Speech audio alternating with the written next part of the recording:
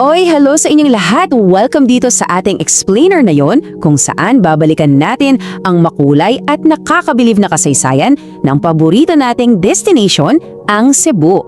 Mula sa kung paano nagsimula ang pinakamatandang kalsada natin hanggang sa mga sikreto sa likod ng Ingrandeng Sinulog Festival.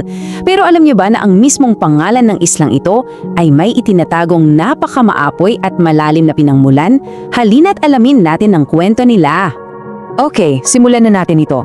Bago pa naging kilala bilang Cebu, ang sikat na tourist spot na ito, ang orihinal na ibig sabihin pala ng pangalan ng isla ay nasusunog na lugar o kaya naman ay paglusong sa tubig.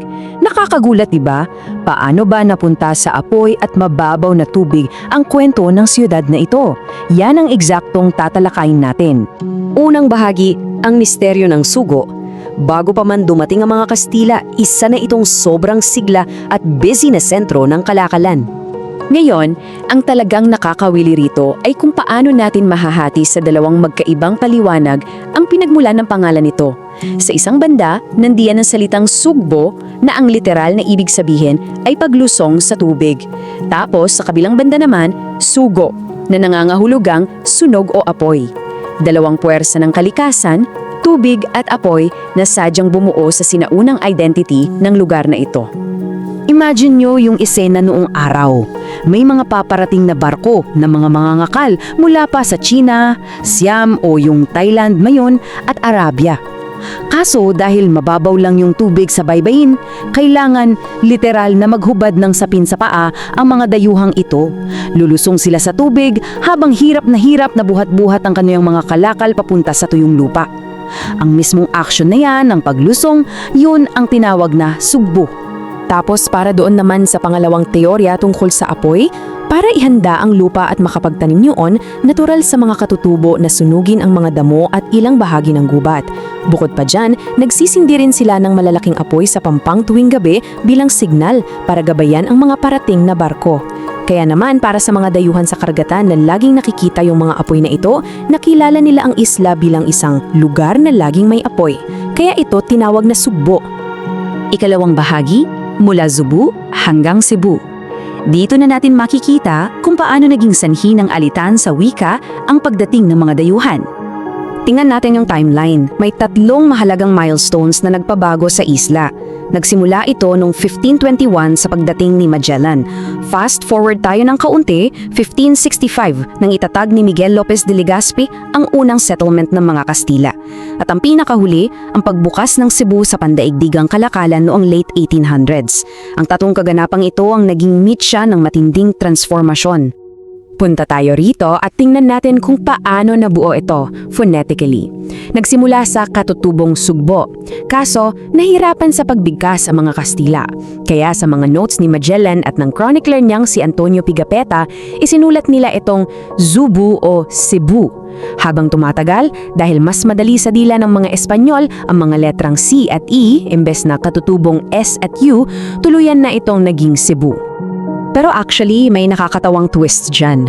Nung bumalik sina Legazpi noong 1565 at gumawa ng settlement, opisyal niya itong pinangalanan na Villa de San Miguel. Yun ang gusto nila. Kaso, sadyang matigas ang ulo ng kasaysayan, no? Kahit anong itawag nila, yung katutubong pangalan na Cebu ang mas kumapit at tumatak ng husto sa mga tao.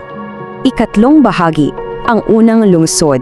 Paano nga ba ito naging absolute center ng Kristyanismo at pinakaunang opisyal na syudad sa Pilipinas? At napakagandang paglalarawan nito para ipakita kung gaano kabigat ang halaga ng Cebu sa paningin ng mga Espanyol. Alam niyo ba kung ano ang ibinigay nilang official first name sa lungsod?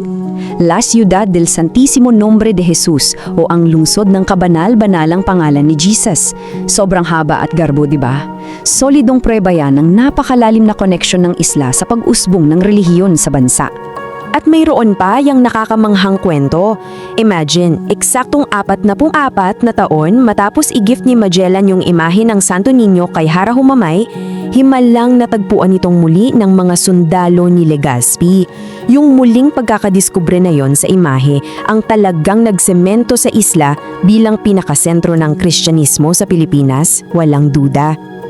Pero kailangan nating balansehin ang kwento ng kasaysayan.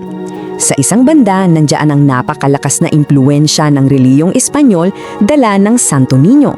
Pero sa kabilang banda naman, ito rin mismong lugar na ito ang naging matinding sentro ng paglaban ng mga Pilipino. Dito tumindig ng buong tapang si Lapu-Lapu laban sa pananakop ng mga dayuhan doon sa sikat na Battle of Mactan. Parehas silang nag-iwan ng malalim na marka sa identity ng Cebu.